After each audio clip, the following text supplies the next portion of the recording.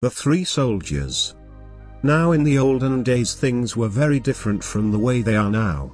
When wars were over, the soldiers weren't brought home and given a nice suit of clothes and an allowance of money until they could find good jobs. Dear me, no. In those bad old days, the general or prince or whoever was in charge of the army would just call the soldiers together and say, "Well, thanks very much, chaps, and goodbye."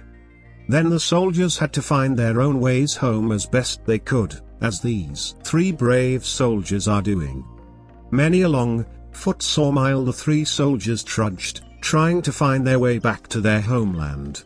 And of course, as they had no money, at night they had to sleep out on the cold hard ground. It was just no fun at all, and it was only the friendship the soldiers had for each other that kept them going. Well, one weary night the soldiers were sleeping in a forest. At least two of them were sleeping, and the other was keeping guard. For however little you have, there is always someone ready to steal that little from you. However, it wasn't a thief who came near the soldiers that night, it was a strange dwarf. The soldier who was on guard smiled at the dwarf. "We are just three poor soldiers," he said, "but you are welcome to share the warmth of our fire, if you wish." "How very kind of you," smiled the dwarf, settling gratefully by the fire. He had only been there a few minutes, when he took out a cloak and gave it to the soldier. "When you wear this cloak anything you wish for will be granted," said the dwarf, and then he was gone. Later that night, the second soldier sat on guard by the fire, and the dwarf came and spoke to him and gave him a purse which would always contain gold. What a handsome present! Then a little later on still, when the third soldier was on duty, the dwarf gave him a horn. "Whenever you play a tune upon this horn, great crowds will gather round you and dance merrily to the music," said the dwarf. Perhaps this wasn't such a fine present as the first two, but at least the third soldier need never be lonely. Anyway, in the morning, the three soldiers showed each other their presents and they were very pleased. Between the cloak and the purse and the horn, they should always be able to have everything they wanted in life. "Perhaps our hard days are over and the good times have arrived," they smiled. Little did they know. There were still many perils lying in the path of the three brave soldiers, but for the moment they could see no problems. The first soldier stood up and put the dwarf's cloak round his shoulders. He looked at the road stretching mile after mile ahead of them through the forest. "The first thing we need," he smiled, "is a fine coach in which to ride, because I am certainly tired of walking." In a moment a grand coach appeared at the roadside with two strong horses and a man to drive them. The soldiers were thrilled. "What rich folk we are now," they laughed, bowing to each other. And they hustled into the coach and drove to the nearest big town. There they took gold from the second soldier's purse and ate a huge meal at the best inn in town, and then they bought themselves lots of suits of elegant clothes. How very happy they were. Now, they smiled, our next task is to find a pleasant place in which to live. So the soldiers journeyed on, staying a few days here and a few weeks there, until they came to a very pleasant kingdom where the king invited them to dinner. You see, by now the three soldiers appeared to be noblemen, their way of life was so expensive, thanks to the gifts of the dwarf. Now the king who had invited the soldiers to dinner had a daughter called Griselda. What a funny, old-fashioned name that does sound to us, doesn't it? I wonder if her friends called her Grizzly for short? I don't suppose so. Griselda was a princess and no one would have dared to call her by a nickname.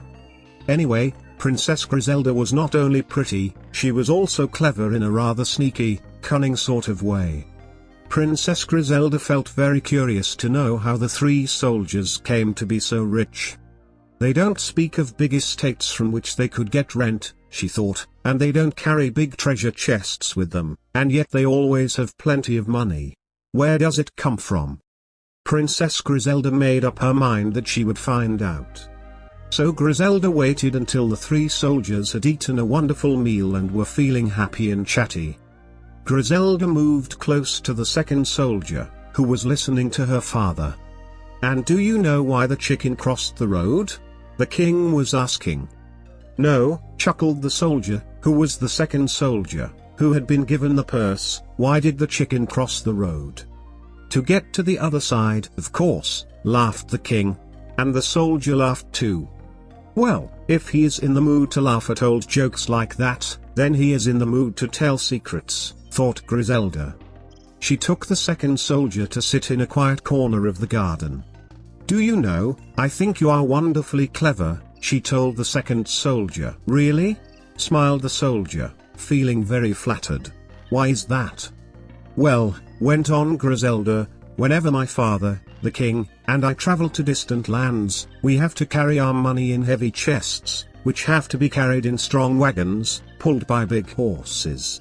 And the horses have to have grooms and the wagons have to have drivers and they all need soldiers to guard them and they all need cooks to supply their food. Oh, the trouble is never ending. But you and your two friends don't seem to have any of these problems. You just travel in a coach with one driver, and yet you always have plenty of money. That is why I say you are clever." The soldier felt a little embarrassed. "Oh, it's not all that clever, really," he muttered. Then as the princess seemed so nice and everyone at the palace was so friendly, the soldier thought it would not hurt to tell the secret of his wealth. What a mistake. "Really, we are three poor soldiers," prattled the soldier, "but one night we met a nice dwarf and he gave me this purse, which is always full of gold, and he gave my friends a cloak, which will grant any wish, and a horn which will always make lots of people gather round to listen to its music." "How interesting. Do go on," smiled Princess Griselda, her eyes gleaming greedily at the sight of the gold in the purse. So the soldier put the purse back in his pocket and babbled on foolishly to Princess Griselda about the grand clothes they had bought and the fine meals they had eaten and what fun it was to have as much money as you wanted. Princess Griselda did not need any convincing of that. She was already making sure that she would always have plenty of money, by stealing the dwarf's purse from the soldier's pocket. I'm afraid being a princess does not stop a young lady from being naughty.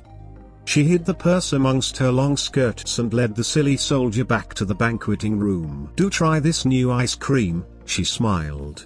"The recipe has just arrived from Italy."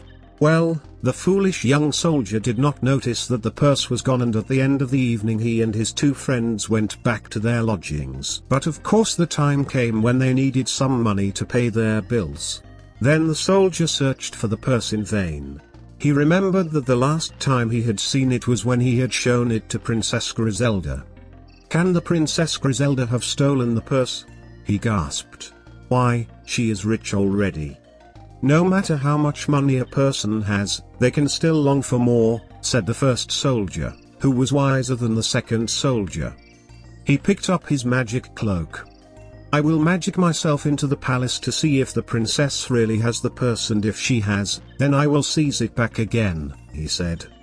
Proving that, wise though he was, he didn't know much about princesses nor palaces. Snatching magic purses from princesses is easier said than done. However, pop! As soon as the soldier put the cloak round his shoulders and wished to be standing near the princess, there he was. And there was Princess Griselda tipping gold coins out of the magic purse and laughing. "Give that back at once, you naughty young lady," snapped the soldier indignantly. But, of course, it is no use speaking sharply to princesses, especially not in palaces filled with armed men. "Help! Guards!" shrieked the princess, slamming the purse away in a drawer.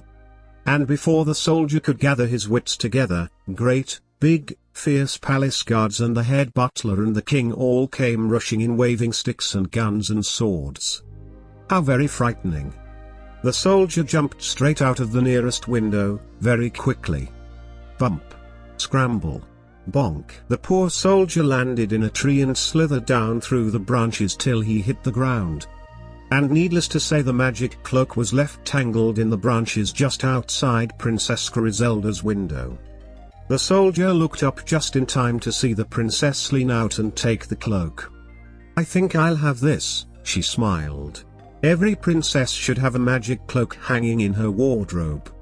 Of course the soldier was furious, but then out from the palace belted the huge soldiers and the head butler and the king, still looking fierce and waving their guns and swords and sticks. The second soldier made the wise decision to run for his life, and he just managed to escape back to his two friends. But by now the three soldiers were in a sorry plight. The gold-filled purse was gone. The magic cloak was gone. The only thing left of the dwarf's gifts was the magic horn.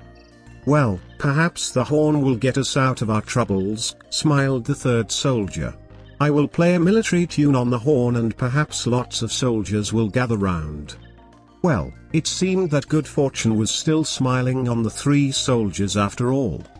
As the third soldier played on the horn, a huge army of soldiers gathered round and said they would do anything they could to help the three soldiers. The soldiers were very pleased. They lined their new army up outside the palace where Princess Griselda lived. "Let's send in a message to say that if that no good Griselda doesn't give back the things she has stolen, we will come in and chop off her head," suggested the first soldier, who was very angry. But by now the second soldier had learned that one must be polite to princesses, even naughty ones, because princesses have so many important friends. "Let us say that if that no good beautiful Princess Griselda doesn't give back the things she has stolen, we will come in and chop off her head, when convenient," he suggested. "Charmingly put," agreed the others. And so the message was sent. But it didn't work. Princess Griselda was too clever for them. First Griselda sent a message to say she would think their interesting suggestion over, which sounded quite promising, so the soldiers sat down to wait. But while they were dozing, the princess sneaked out and stole the magic horn, and at once, puff, all the great army disappeared and the three soldiers were left alone and forlorn. "Be off with you," shouted the princess, and the soldiers had no choice but to go. They were back as they were before they had met the dwarf. Anyway, after they had trudged a few miles, the soldier who had once owned the purse decided he would branch off on his own. So he said farewell to his companions and turned off to walk through an orchard. Now walking is hungry work, and when the soldier saw a tree with particularly crunchy looking apples on it, he couldn't help stopping and thinking how nice it would be to eat an apple for his lunch. Surely no one would begrudge a poor soldier an apple or two, he thought. Now, the soldier really should not have taken the apples, because they did not belong to him, but as Princess Griselda had not been fussy about taking things that did not belong to her, the soldier did not see why he should be fussy either. The soldier had no sooner taken a bite of the apple than his nose started to grow and grow and grow. How upsetting, and frightening, and inconvenient. The soldier was horrified. "Everyone will laugh at me," he gasped, "and I shall never get a job again. Who will employ a soldier with a long nose?" The soldier sat at the foot of the tree feeling more and more upset. A bird even came and perched on the nose, thinking it was a long branch.